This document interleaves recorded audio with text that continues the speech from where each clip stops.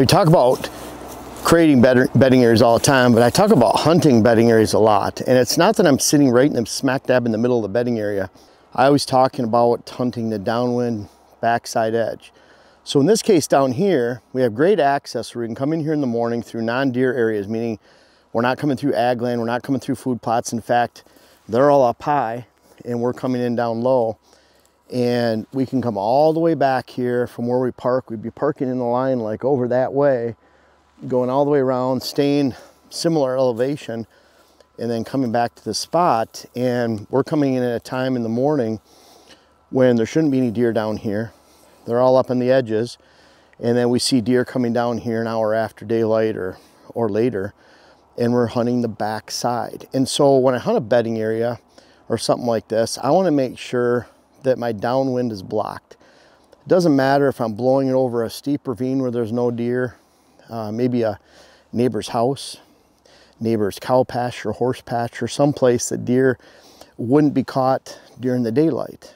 And now that might mean that if we're going across, say, an open ag field where there's no deer after daylight, we would wait until daylight for the deer to clear and get out of there. Maybe a horse pasture that we used to hunt in Wisconsin. It was similar to that, where we'd sometimes get burned by bucks going through the horse pasture just at gray light. So what we would do for the last several years, we'd wait for gray light to lift, we'd make sure there were no deer, and we'd go straight to the stand. In this case, we're coming in early. Coming in early because for the most part, deer aren't coming in this lower side, and if they are, it's going to be a lot later, and we're waiting for those morning thermals to kick in with somewhere from winds coming in from the north.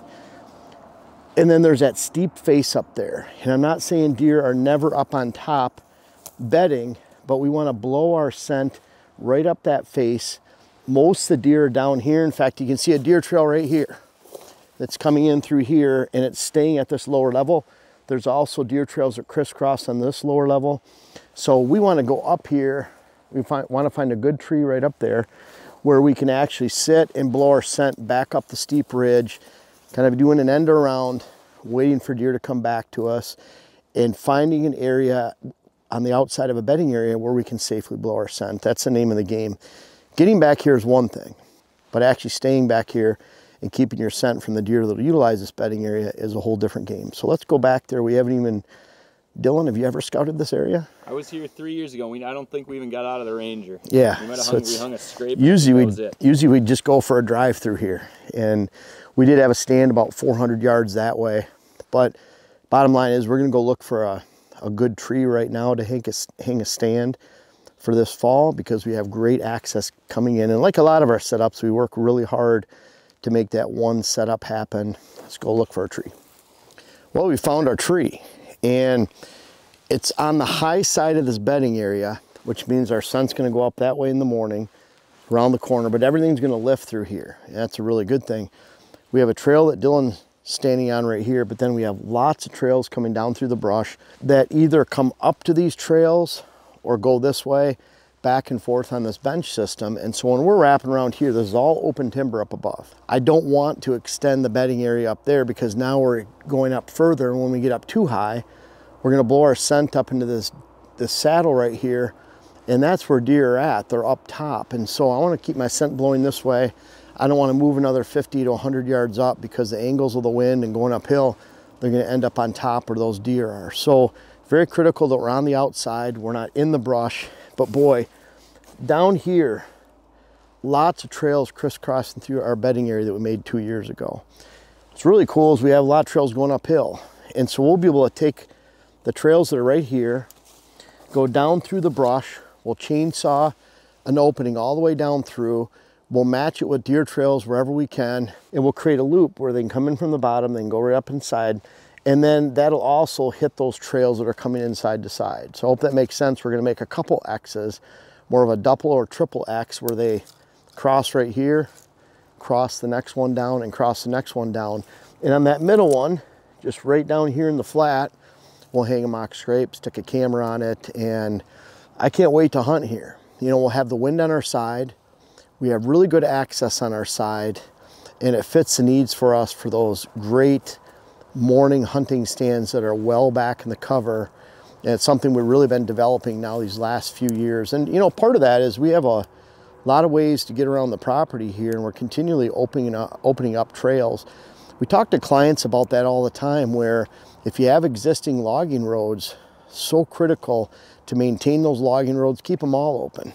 I've even heard where people would recommend, wow, there's those extra logging roads on the property, they hurt your hunt because there's all these logging roads crisscrossing through. I love having these logging roads open.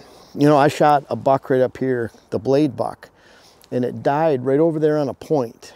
And fortunately, we had this lower road open at that time to where I could drag that buck down 150 yards, get in the back of the side-by-side off a steep bank, and get out of here.